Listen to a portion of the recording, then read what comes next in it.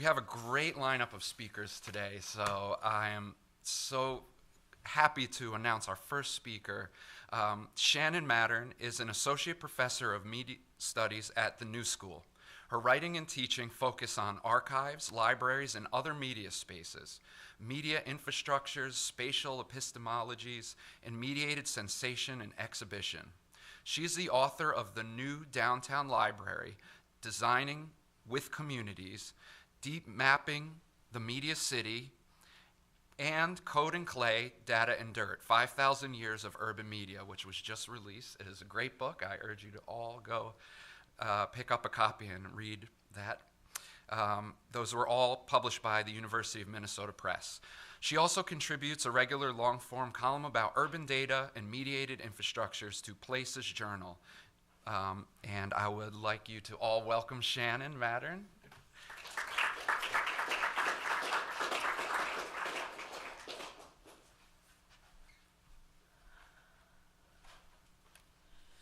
Okay, thank you very much.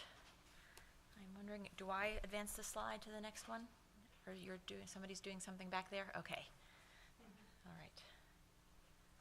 Okay, so thanks very much for having me. It's an honor to be here, and especially amongst these panelists, many of whom I've known only virtually, admired their work from a distance, we can say. So we'll probably have lots of distance puns today, but I'm glad to be in proximity with them this afternoon.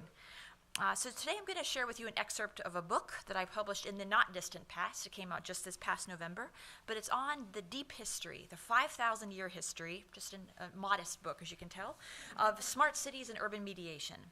The book covers vast temporal and spatial distances to demonstrate that cities all around the world and across time have embodied networked smarts and forms of ambient intelligence, even well before we implanted sensors in the streets.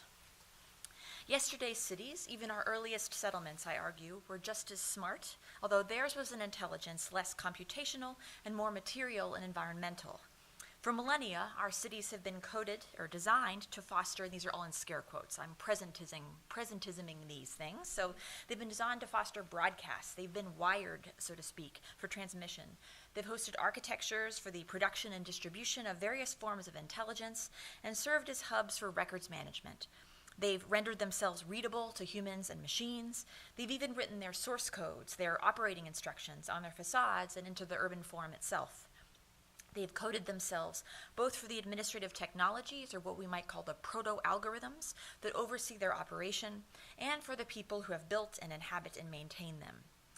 To make these claims, I drew on scholarship and practice from a variety of fields, from urban tech, computer science, acoustic and civil and mechanical engineering, material science, and architectural history, among many others. Archaeologists, in particular, have provided countless fruitful case studies in several of my projects over the past several years. They've long been early adopters of new media, photography, film, audio recording technologies, GPS and locative media, and drones, for instance, for well over a century.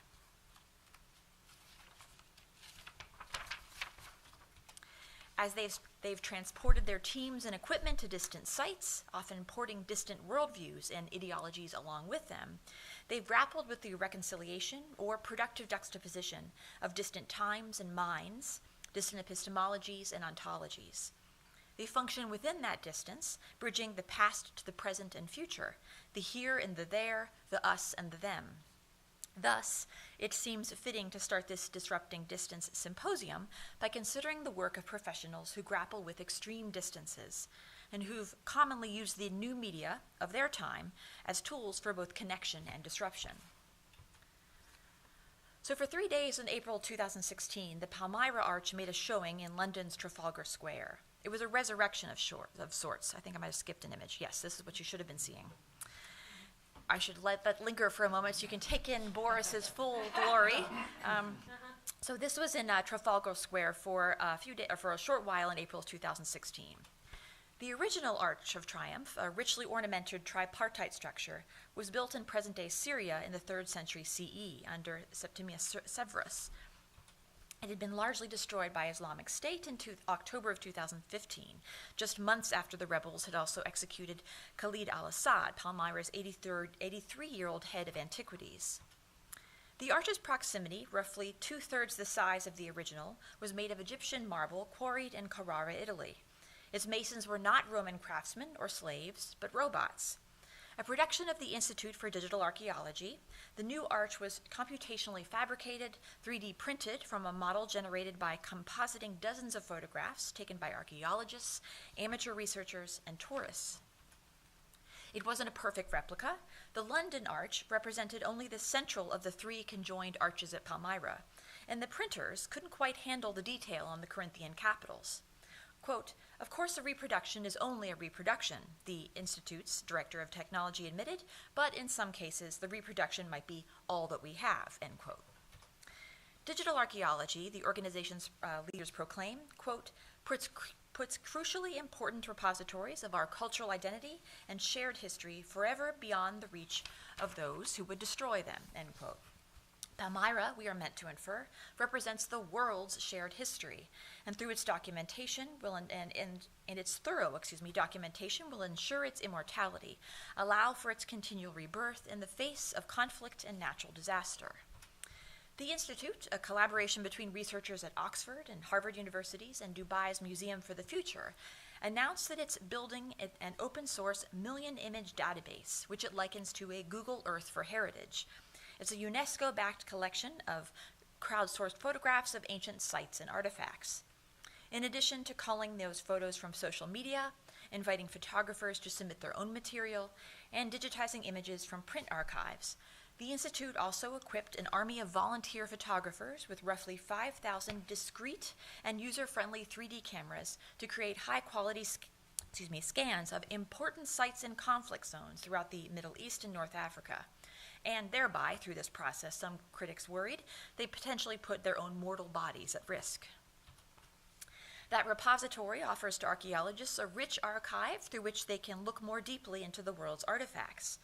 Throughout the book, the larger book that this is drawn from, I draw upon and at the same time distance myself from media theorist Wolfgang Ernst's conception of the archive as a repository of what he says is what is actually there, what's materially present, whether it's perceptible to humans or not.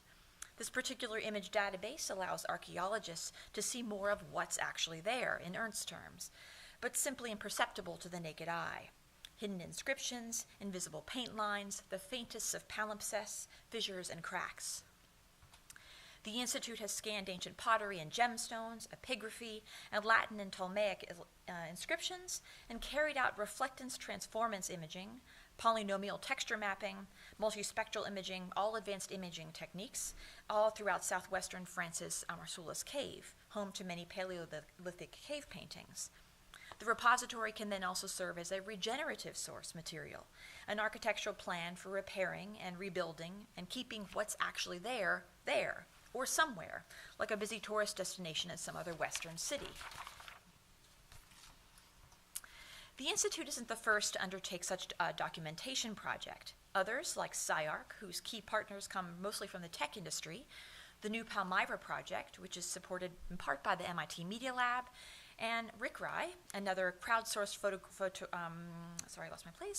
photogrammetry program founded by 2 archaeology graduate students, have also been creating 3D archives of cultural heritage sites. Yet the Institute, the IDA, I'll call it for short, is certainly the most vocal. Their executive director, Roger Michel, has a knack for commanding the virtual rostrum, or speakers forum, along with millions in private funding from various U.S. sources.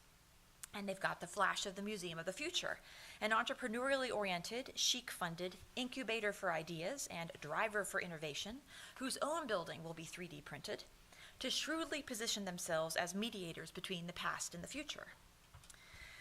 Archaeologists have long been sophisticated users of technical media, satellite imagery, LiDAR, nuography, which, to put it reductively, records the effects of cosmic rays, binaural microphones, geographic imaging information systems, huge databases of archaeological data, CT scans, modeling software, and even from their earliest days, photography and film.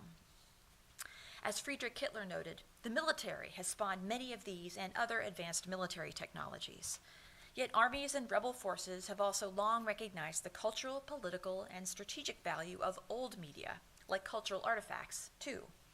For millennia, conquerors have ransacked libraries and burned archives, and sites and items of archaeological interest have always been collateral damage or spoils of war in times of conflict. Still, some regard Islamic State's recent targeted destruction of World Heritage sites, sites in which the entire global community has, at least as the rhetoric goes, a vested interest, because we believe this is where so many of our fundamental human practices and customs like agriculture, writing, and urbanization have taken root. They regard these as unprecedented, this destruction as unprecedented in its scale and intention. Islamic State even had its own Ministry of Antiquities, with subdivisions for excavation, exploration, research, marketing, and administration. In March of 2015, Irina Bokova, Director General of UNESCO, condemned Islamic State's cultural cleansing of antiquities as a war crime. Quote, "The systemic destruction of cultural symbols embodying Syrian cultural diversity reveals the true intent of such attacks, which is to deprive the Syrian people of its knowledge, its identity, and history," end quote. Bokova repeated a common explanatory narrative. Islamic State's destructive behavior was attributable, in part, to their desire to obliterate ethnic heritage, diverse ethnic and religious histories within the region. Other critics cited their iconoclasm and extremist jihadi Salafism and their attempt to cultivate a mediated image of ruthlessness that will appeal to angry young potential recruits. Yet Chiara de Cesari, a scholar of cultural memory and a former archaeologist, suggests that archaeology itself is partly to blame for this destruction to its own domain. Of course, Islamic State could exploit archaeology for material gain. The group, known for its media savvy, recognized that its raids would receive global media coverage. They even had their own documentarians, and would be particularly galling to the preservation-oriented West, while its loot would simultaneously feed the global antiquities market and generate income. There is some debate over just how much income there was. But archaeology is also deeply embedded in the cultural strata of the Levant, the region encompassing those countries in the Eastern Mediterranean. Here, de Cesari says, we find a long history of politically mobilized antiquities and deep-seated connections between archaeology and nationalism, themes I address throughout the book. De Cesari cites Saddam Hussein's obsession with ancient Mesopotamian antiquities, his well-funded archaeological projects, including excavations, museums, publications, and festivals, his efforts to reconstruct the city of Babylon, and even inscribe his own name, and as you can see his face here, on the bricks, and his Ba'ath Party's project for rewriting the history from the 1970s and 1980s, which presented Iraqis as the most civilized descendants of a continuous Semito-Arab heritage. Hussein fashioned himself into a modern-day Nebuchadnezzar. Islamic State later absorbed not only many Ba'ath officials, but also the party's tactics for nationalist archaeological spectacle. Meanwhile, de Cesari argues, Near Eastern and biblical archaeologists in the region, many of them Euro-American, continue colonial patterns of practice by devaluing Islamic layers of material culture, instead privileging pre-Islamic artifacts, and by enforcing a strict hierarchy in the field, wherein local laborers are sometimes subjected to exploitative labor conditions. Archaeological sites in the Levant, de Cesari writes, are thus imbued with the presence of colonialism and its persisting legacy in the oppressive nationalisms that followed. They are a sign of the ultimate failure of the emancipatory project of the post-colonial nation-state. Their destruction thus emerges as an act of spatio-political production, she says, one that produces, ironically through acts of destruction, Islamic State as a rationally new political agent, unmoored from the fraught legacy of the past, and in fact born out of its annihilation. We might say that the media of sledgehammers, bulldozers, and dynamite erased a tainted landscape and an alienating cultural heritage, and thereby cleaned the slate for new cultural forms, that is, violent YouTube videos, propaganda magazines, and inflammatory Twitter accounts that constituted their own cultural rewriting project. By ensuring their own sophisticated, self-mythologizing media universe, Islamic State aimed to script the future. Local archaeologists, curators, and preservationists in Syria and Iraq adopted comparatively rudimentary and very much analog defense strategies. In anticipation of Islamic State's approach, some museum staff buried their treasures or smuggled them to safety. In fact, al-Assad was allegedly executed because he refused to divulge the location of his secret store to Islamic State. Some curators stocked their galleries with replicas Consequently, when rebels rampaged through the Mosul Museum with pickaxes and sledgehammers in early 2015, some of the targeted statues were believed to be plaster copies rather than originals. Other precious artifacts were ironically rendered safe from harm because they had been confiscated decades ago in colonialist archaeological expeditions. Those objects now rest in locked vitrines within a network of Western museums, both temporally and spatially distant from their kind of point of origin. Some institutions that have benefited from this colonialist archaeological heritage have, perhaps in an act of atonement, offered to add their own Near Eastern antiquities to the global digitization effort. Marcus Hilgert of Berlin's Pergamon Museum proposed that the items in their collection could be 3D scanned and combined with other institutions' digital models to create a physical walk-through exhibition combining every stage of the ancient city. So we've taken your artifacts, but we will help you to make kind of a global 3D model of what would have been there originally. As I discuss in a few places throughout the book, archaeologists are already creating such simulations to better understand the multisensorial and kinesthetic dimensions of ancient cities, and to know how those contexts shaped their inhabitants' experiences. The Institute for Digital Archaeology's Palmyra Arch, meanwhile, claims to reflect nothing of its original context, yet it still implies a cultural connection to its ancestral home. In Palmyra, the original art was linked by a colonnaded street to the Temple of Bel. The tripartite double-faced arch served to mask a sharp bend in the street, maintaining the illusion of ordered connections within the urban form, and simultaneously framing urban views. At Trafalgar Square, on the other hand, the single arch sat on a dark, reflective plinth, circumscribed by a cautionary yellow and black do not cross boundary line, which visitors circumnavigated amidst the clamor of traffic and the snap of cell phone cameras. Yet even here, far from its original home, the arch's siting was significant. Positioned on an axis between London's National Gallery and Nelson's Column, the proxy arch was meant to bridge the ancient and contemporary cities, to symbolically suggest that London and Palmyra are linked through their shared cultural heritage. Perhaps this made then Prime Minister David Cameron a modern-day Septimus Severus. Probably not, though, but just hypothetically. The proxy arch was never intended to be of the city, nor was it of Dubai or New York, where it traveled later in 2016. Its most fitting temporary home, it seemed, was in Venice, where a segment of the arch resided in the World of Fragile Parts exhibition at the 2016 Architecture Biennale, a fitting context for a pricey, elaborate aesthetic creation whose value is hinged to its controlled circulation within the global market. But eventually, ideally, the proxy arch would go back to its ancestral home.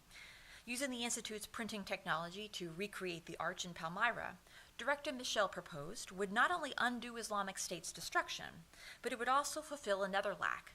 The project would provide jobs for local people, he said, including residents of the ancient city of Tadmor, many of whom had fled in recent years. Some critics argued that those local people and other threatened groups throughout the Middle East and around the world would have been much more deserving recipients of the time, effort, expertise, and money expended on the arch. UNESCO's Bokova rejects this notion that one must choose between protecting people and protecting their heritage, because culture is ultimately about human identity and belonging, she says. She might say that safeguarding antiquities represents a form of deep time, long view, distant time humanitarianism. Yet others wonder what exactly the Institute thought it was protecting. Those critics lament not only the apparent artificiality of the reproduction, but also its naive motivations, its creators' failure to ask the political questions that, as I discuss elsewhere in the book, critical archaeologists have long been asking about the nature of their enterprise. What does it mean to have Western universities? And this might be too tiny for you to see, but there are lots of Western institutions listed here. Tech companies and capital transform the culture of a non-Western city into a mediated artifact and then dictate its circulation. Whose interests are served when the technological, intellectual, and financial elite marshal their resources to resuscitate, to promise immortality to, a particular instantiation of a city that has already weathered multiple cycles of history across its multi-millennial existence? And even the arch was restored in 1930, so what we see in photographs is not really the original. What are the historiographical and political consequences of grafting over wounds in the urban landscape? As Michelle explained in an open letter on the Institute's website in May of 2016, quote, "I'm not suggesting that anyone erase the evidence of terroristic violence. What I am talking about is refusing to privilege the beliefs of those who engage in cultural cleansing above the righteous desires of local stakeholders to retain visible links to their ancient past," end quote. But how are those local stakeholders served by a robot-routed arch sitting amidst the tourists of Trafalgar Square? And if that arch were to come home to or to be reprinted in Palmyra, what are the ontological implications of such a rematerialization of the past? What is being rebuilt? What past is being made present? What are the politics of using state-of-the-age scanning technology, computational fabricators, and luxury materials sourced from thousands of miles away to simulate a structure crafted thousands of years before, likely by skilled laborers and slaves, from a mix of locally quarried sandy-colored granite and limestone and Egyptian red granite? What do we learn from this reenactment? What labor practices and geopolitics are embodied and erased in this remediation? It seems that, to some degree, the Institute has fetishized both the arch by distancing it from its context and conditions of production, as well as their own cutting-edge tools and methods of recreation. It's this fetishization of the new that media technology, media archaeology, a subfield of media studies, is intended to conquer, in part by encouraging consideration of the epistemologies materialized in different historical media formats. In the Palmyra project, those formats include archival images, sophisticated scans, modeling software, and the stone structures themselves, both the original and the recreation. Yet the broader political questions we posed above, about the inclusiveness of the media archives we make and exploit, about the power dynamics of particular methodologies, about the broader social implications of research, for instance, those are not always media archaeology's forte. We have to consider, for instance, the limitations of engaging with the past through a solely visual archive, an archive composed of a mix of colonial records, tourist photos, and scans laboriously collected by activist documentarians. The Million Image Database and others like it are archives of entangled politics, and the research and design work those archives generate enters a landscape politicized by layers of history, including fraught engagements with earlier archaeological efforts. These are among the questions that self-reflexive archaeologists, as such, have been asking themselves about the ethics and cultural politics of their practice. Palmyra has been a media city for thousands of years. Its caravan traders and wealthy merchants likely recorded exchanges between East and West. Its Roman builders created theaters and public fora for speech and pageantry. Its rulers wrote decrees. Its artisans applied Greek and Aramaic and even some Hebrew inscriptions to the city's mud brick walls and stone statuary to textually and texturally honor the dead and commemorate important figures. And those commemorations often revealed details about business, religion, and everyday life in the ancient city. Over the past century alone, Palmyra has served as a much photographed cultural heritage site, a backdrop for Islamic State's spectacular media events, a 3D archive for digital archaeologists, and an urban imaginary that is transportable in souvenir form to city squares and fairs around the world. And when its reconstructed Arch of Triumph made a brief appearance in New York City's City Hall Park in September of 2016, it entered a realm likewise featuring layers of mediation, surrounded by grand Beaux-Arts courts and municipal buildings and the remnants of what used to be Newspaper Row, where most of the big newspapers had their skyscrapers competing in height with one another. It was shadowed by the massive antennae crown of nearby One World Trade Center. In the City Hall Park, the arch framed the columned entrance portico and Palladian windows of City Hall nearby. While a few hundred years of history converge here, New York's palimpsest is more immediately visual and visceral than deeply historical. Its sheer proliferation of texts and images is a product of capitalism, rather than one, ostensibly, of deep time's accumulation. Both the Proxy Arch and another major urban insertion just 3 miles northwest of City Hall, Hudson Yards, embody the entangled temporalities and materialities of the mediated city. Both represent the solutionist, even fetishistic use of technological tools to tidy up an awkward mix of presents and pasts, a messy melange of urban, environmental, cultural, and media histories. While the recreated arch was meant to demonstrate the potential for new technologies to rescue the archaeological past from human destruction, It ultimately embodied a much more ontologically and politically confused gesture. It began by translating ancient building techniques through vanguard visualization and fabrication tools, delivering via sophisticated global logistical systems, millennia-old metamorphic rock to an electrified commercialized public square that a mere quarter millennium earlier had sat adjacent to ponds and meadows. I realized that was a mouthful of a sentence, but that's kind of on purpose. It's to point out the mix of all the different materialities, spaces, and times that are being mixed together here.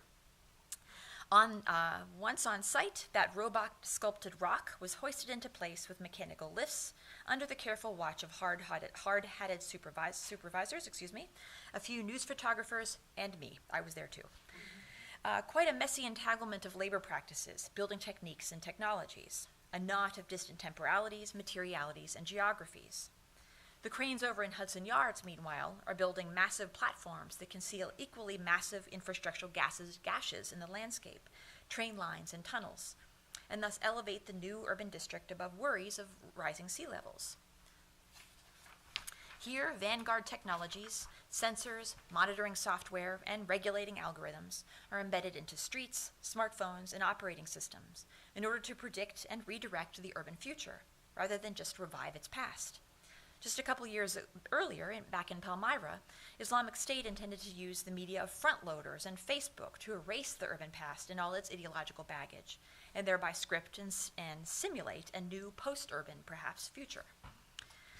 Palmyra, old New York's City Civic Center, and new New York's Hudson Yards, all serving dual roles as both material urban sites and ethereal urban imaginaries, represent the perpetual condition of our media cities.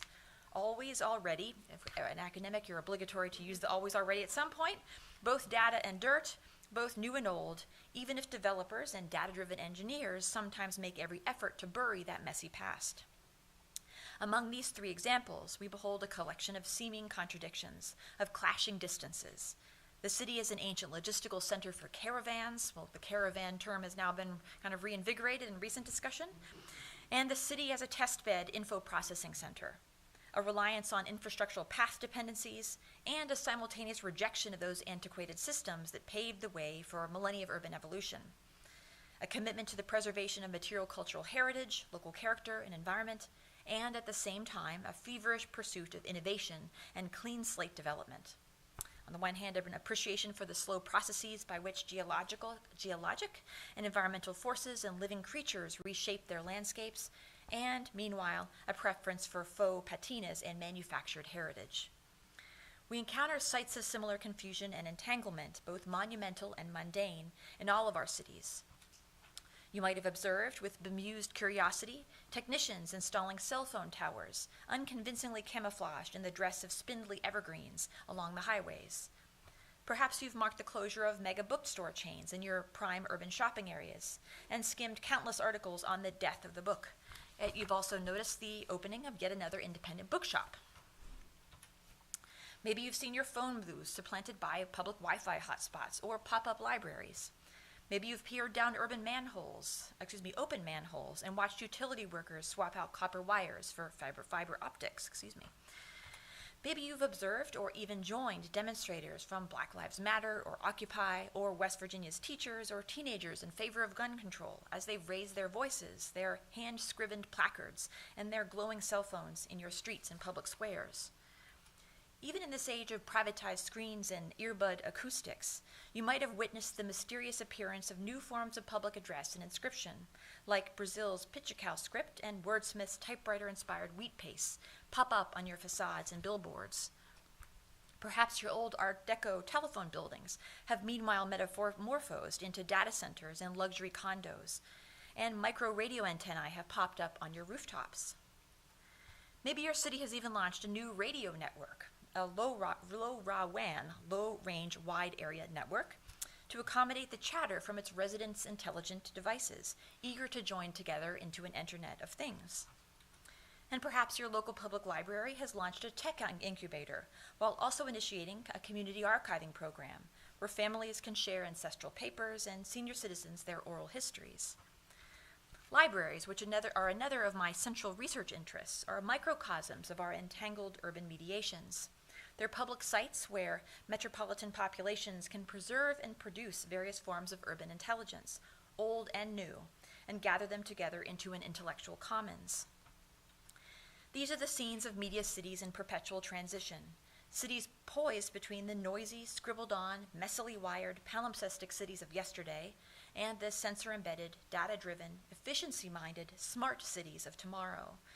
These are cities bridging, that is, extreme distances. Or so we are led to believe by simplified, sanitized, and stratified tales of urban development and technological progress. In reality, however, attempts to demonstrate throughout my book, urban environments everywhere are characterized by a lot of messy materiality, residual media, and different notions of ambient intelligence, sometimes even reflecting competing epistemologies and clashing politics. Cities themselves serve to mediate between those various materialities of intelligence, legal codes and copper cables, inscriptions and imaginaries, algorithms and antennae, public proclamations and system protocols. And they serve to bring the old and the new, the ore and the ether together into close contact. The distances are actually a lot closer than they seem. Clay and code, dirt and data, past and presence intermingle here. And provided that our future cities are designed to accommodate these untidy, productively confused materialities and temporalities, to amplify the echoes of the past, they always will. So thank you.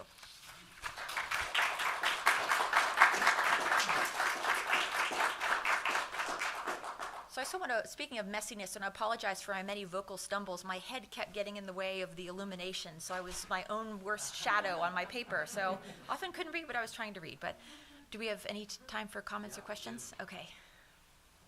Open the floor. Anybody have any questions for Shannon?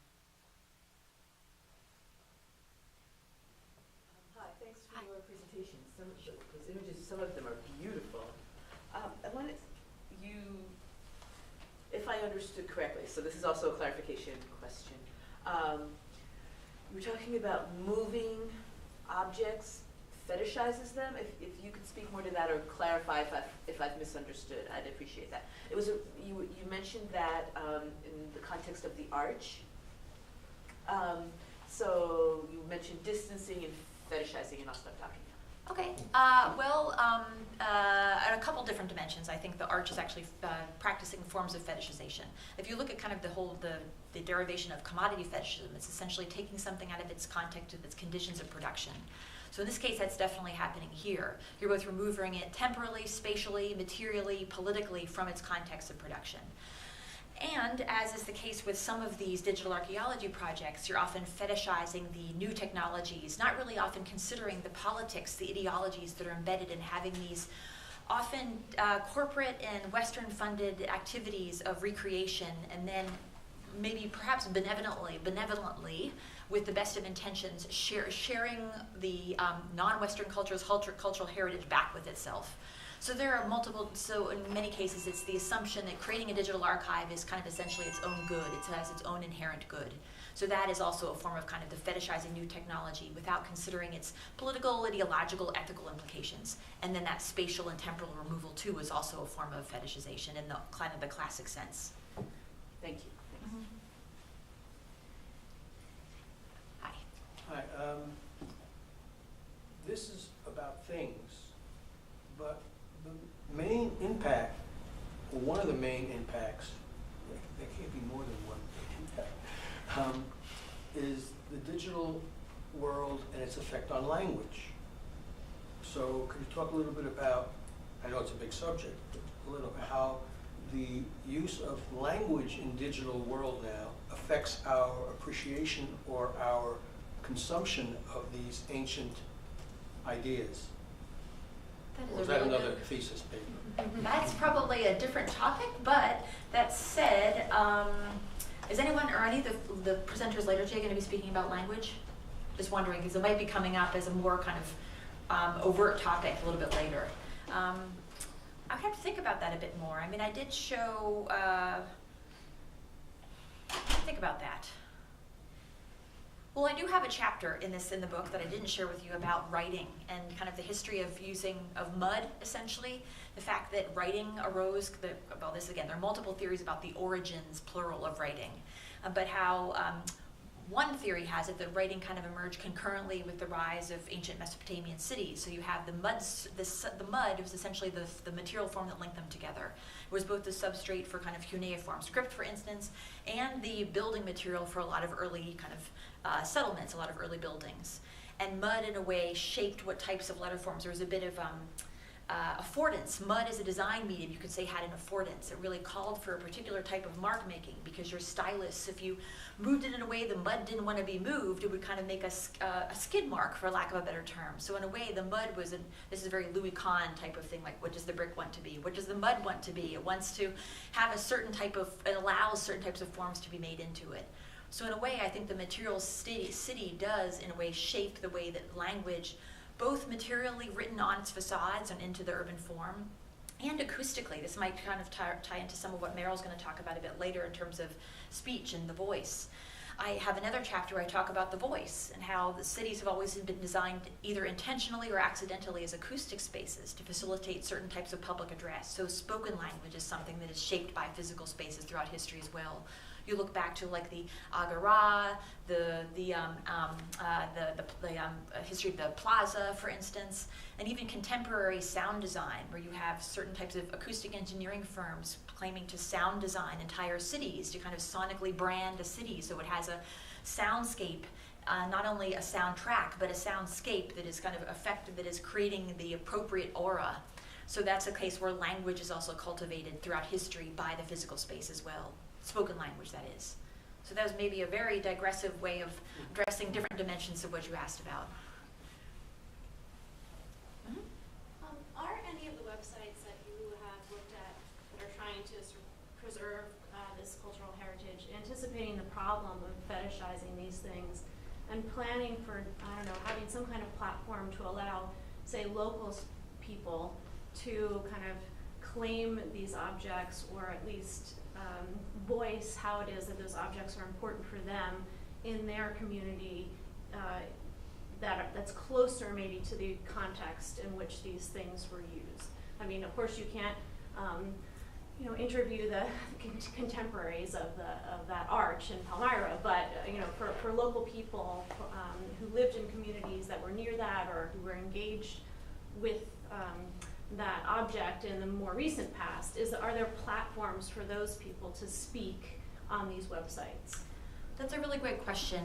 There are several such projects going on right now. Not all of them are terribly visible. Their website isn't entirely visible about the behind-the-scenes politics, and I'm not an expert in this particular area. It was just a case study. It was very appropriate for this conference, but it was just a case study for my final chapter. That said, I know that, for example, just in the past few days, I have seen on Twitter that there has been some funding agency has given a tremendous amount of funding to the Library for the Middle East, which is a project that I know a lot of librarians and archivists are very much invested in.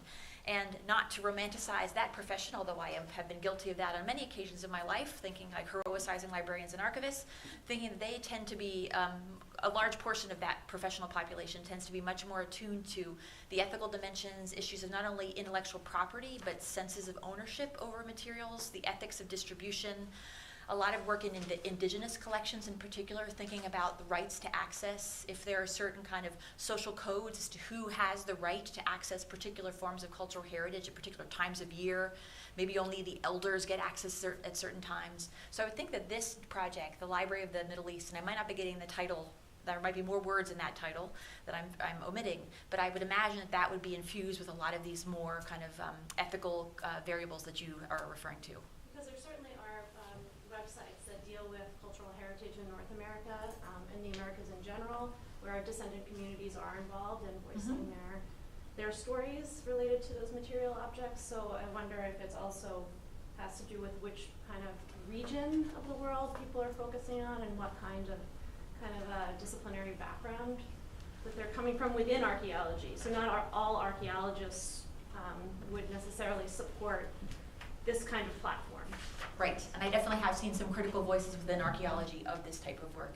And a lot of them are kind of funded or initiated by more tech-oriented companies or labs than archaeologists themselves. So that's kind of the engineering mindset seems to be the initial and driving inspiration, and then you're infusing it with the intelligences of other disciplines a bit later. So I think all those variables definitely do color the way it's operationalized. Mm-hmm. Anything back here? Yeah, can I just add one more comment too? Sure. So also I know this wasn't the focus of the paper, but there are a lot of archaeologists that are collaborating on the ground with local archaeologists in the Middle East. Penn has a great program, the Oriental Institute has a great program as well, that are active collaborators that, these projects, you're right, there's serious issues with how this information has been presented, but they've also gotten a lot of blowback from within the archaeology community too, as well as outside. Mm-hmm. So I just wanted to add that too. There's good stuff happening too. That's great. And you're right, there are also a lot of publications about archaeology being very aware of its own kind of colonialist and nationalist history and the ways that its own practice has been marshaled to reinforce kind of nationalist claims, et cetera. So a lot of kind of self-reflection on the politics of the discipline. Great, thank you so much. Okay, sure, thanks.